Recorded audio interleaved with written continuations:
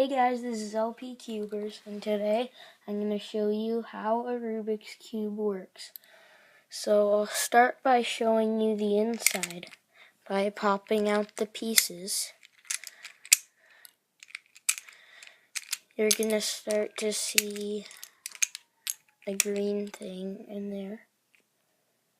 So see that kind of X in there?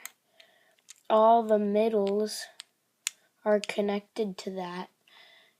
But these pieces are all connected to the middle, but the reason it stays together is because all the pieces fit together in their same spot. But like, if only one piece was popped out, then a bunch of more pieces would fall out because that piece isn't in its place, so it's holding the rest together.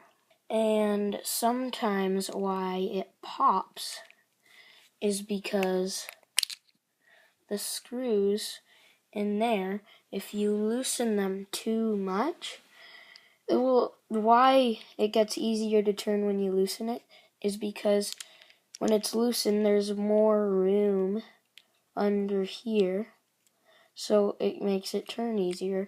But if it's too loose and there's so much room under here that it pops and the pieces come out. I sometimes loosen mine too much and then it pops.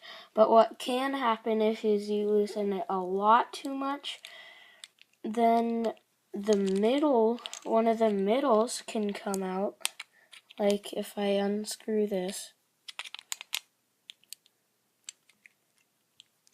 then the middle comes out. But if a middle comes out, then all the pieces around it will come out because that middle is holding all the pieces around it in. So the only thing connected into the center are the middles. So that's how a Rubik's Cube works. Make sure to like this video and subscribe.